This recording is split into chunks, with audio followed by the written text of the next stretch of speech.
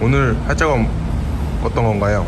오늘은 투싼 하이브리드 차량, NX4 하이브리드 차량, 우리 스마트 센서 작업 시공할 거고요.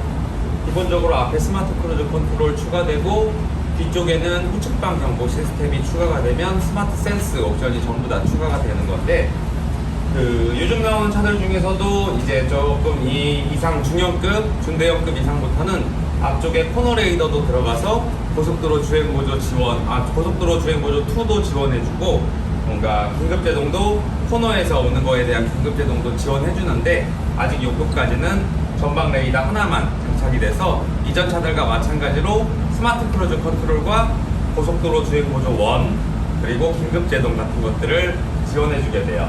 기존에도 차선 이탈 카메라가 장착되어 있는 차량들이기 때문에 기본 단순하게 앞에 가던 차가 급하게 멈추거나 했을 때에 대한 긴급 제동을 지원을 해주지만, 요 스마트 크루즈 컨트롤 레이더까지 장착이 된 차들은 조금 더 여러 가지 상황에 복잡한 상황에서까지의 긴급 제동까지 지원을 해주고요.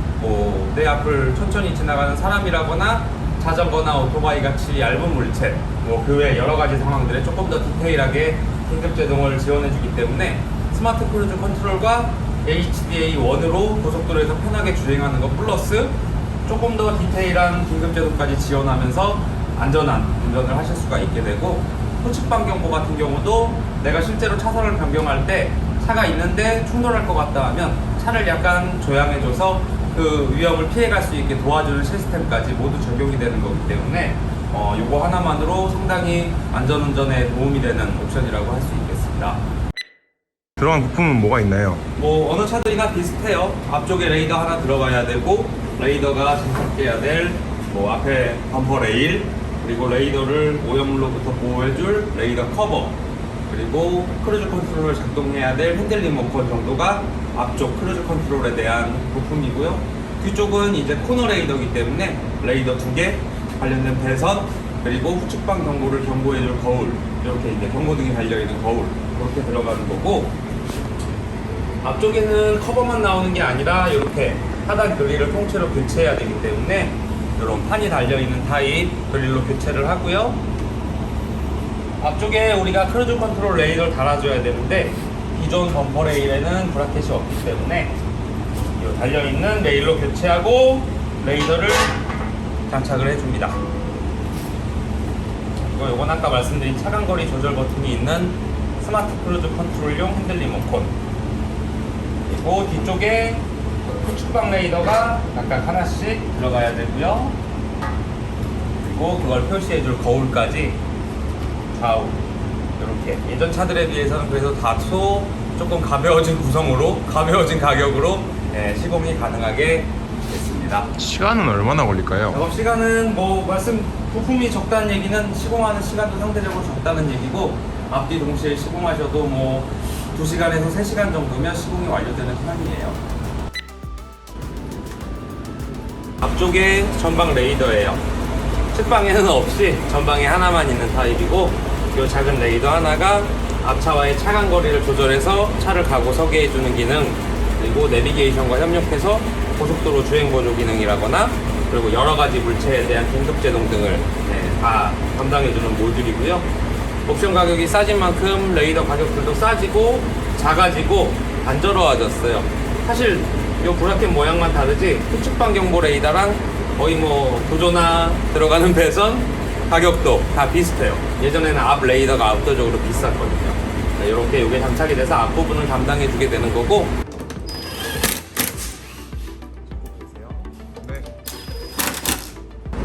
이건 뒤쪽에 후측방 레이더예요. 아까 뒷면이 아니라 후측방을 보는 거에 대한 거 설명을 드렸었고, 차체에서 나온 배선 연결해주고 차에 이렇게 고정시켜서 후측방 쪽 담당해주고, 위험할 때 차를 약간 조향해서 위험을 피하게 해줄 수 있는 기능까지, 그리고 후방 교차 추돌 경보라거나 실제로 그때도 저 차가 직각에서 와서 박을 것 같으면 멈춰주는 기능까지 지원을 하고요. 안전하차 보조까지, 이렇게 3가지 기능을 담당해주는 레이더가 양쪽에 하나씩 달리는 겁니다. 그렇죠?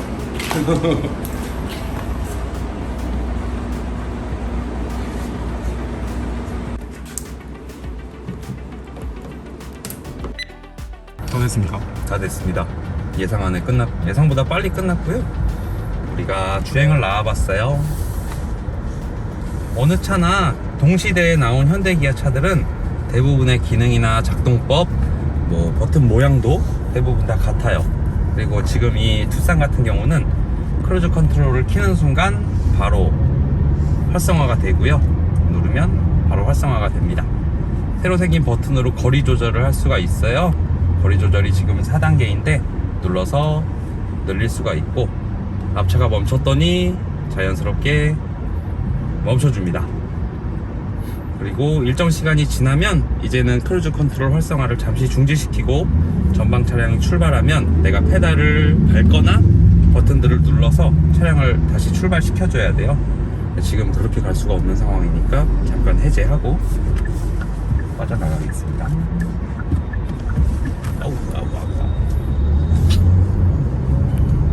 다시 활성화를 시키고요. 옆에 생긴 버튼으로 속도를 높여줘야 돼요. 내가 정해놓은 속도 안에서 앞차와의 거리를 조절하면서 가다서다 하는 시스템이 장착이 잘 된 거고요. 원래 LFA 기능들이 있는 차들이기 때문에 LFA 버튼도 눌러서 활성화 시키시면 일반 시내길에서도 차선을 넘어가지 않게 꽤 높은 수준의 조향을 보여줘요. 그래서 사실은 어린이 보호구역에 진입했습니다. 네, 놓으셔도 돼요.